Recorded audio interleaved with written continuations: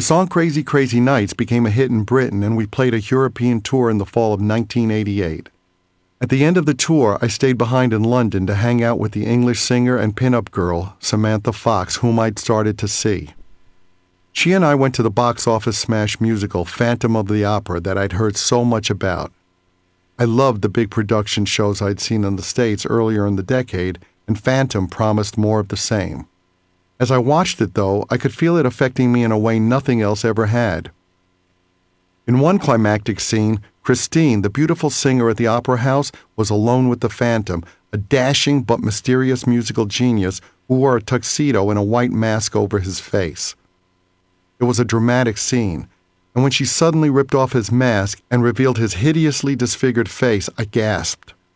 The drama touched a psychological nerve. The parallels to my own life should have been obvious. The tormented guy who covered himself in a cool disguise but was a shell underneath. But I didn't connect the dots at the moment. A thought did occur to me, however, that showed I understood the parallels, at least at a subliminal level. I know I could play that role. Nothing in my background suggested I could do musical theater, but I knew it somehow, and I never forgot it. I could play that role. Slowly, gently, night unfurls its splendor. Brass scent, tremulous and tender. Turn your face away from the garish light of day. Turn your thoughts away from camp and feeling night, and listen to the music of the night.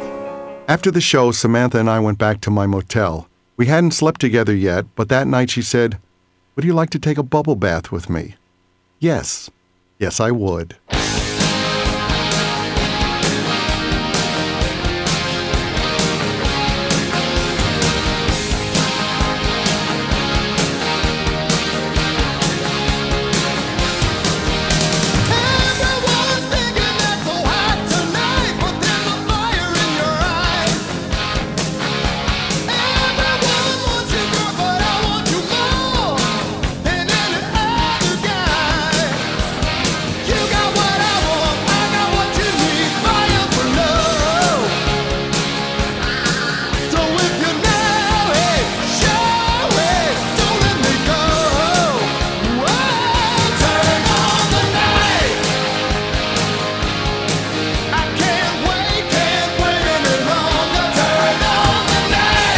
Back in the States, all was not well inside Kiss.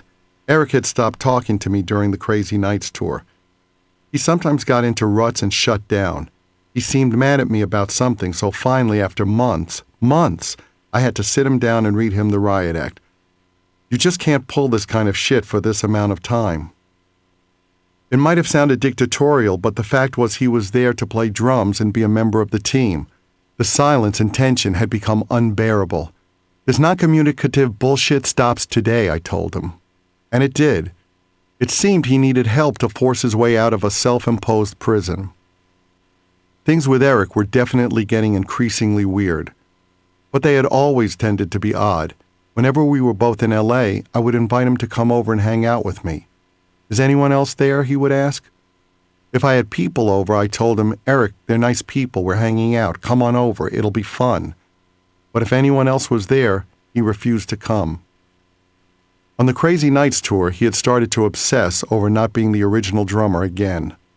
The whole thing was so irrational. What could I say? It was true, he still wasn't the original drummer. He would never be the original drummer.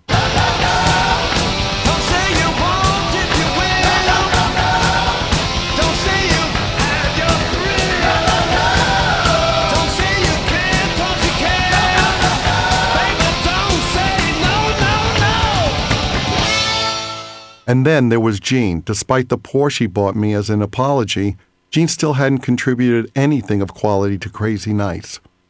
More troubling than that was the fact that he didn't seem interested in contributing. And when it came time to cut a few new songs to put on a greatest hits compilation, smashes, thrashes, and hits, I was once again left on my own. At that point, I thought, fuck this. Grudgingly, I decided to take center stage. The way things were functioning, Kiss had devolved into my band. I had never wanted it that way, but there we were. It was the reality of the situation. Kiss records were in essence solo albums for me. Again, a situation I definitely did not want. But I had no choice. On the cover of Smash's Thrashes, I was front and center. Fuck it. And in the videos for the new songs, Let's Put the X in Sex and You Make Me Rock Hard, I didn't even hold a guitar. It was unambiguous. I was the front man. Kiss was my band now, whether I liked it or not.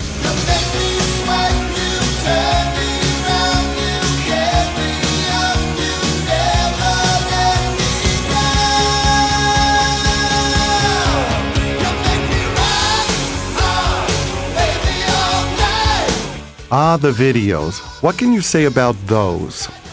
To begin with, the songs were horrible. Rock Hard was written by me, Desmond Child, and Diane Warren. A case of three great minds gone terribly wrong. X and Sex wasn't much better. We brought in an extremely talented woman named Rebecca Blake to make the videos. She had been involved with a couple of Prince videos and also put out an interesting book of highly stylized fashion fantasy photographs. We felt we needed a new look, and Rebecca had a vision. She picked the women for the videos and dressed them in everything. When I showed up for the shoot, I said, "These women all look like they need a sandwich. They look like underfed pelicans. They had no tits and no ass." And they strutted around as if they were in a Robert Palmer video, hands on hips, icily turning like runway models, not 80s hair metal video girls.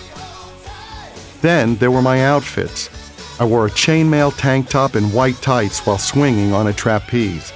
I danced around in a corset and licked my fingers while a bunch of emaciated women goose-stepped in the background. In the course of those two shoots, I wrote the textbook on what not to do in a music video. I mean, I didn't walk around on the street in tights with bicycle reflectors sewn on them or body-gloved tank tops cut off just below my nipples. This was a whole new level of bad taste and judgment. Definitely not my finest moment.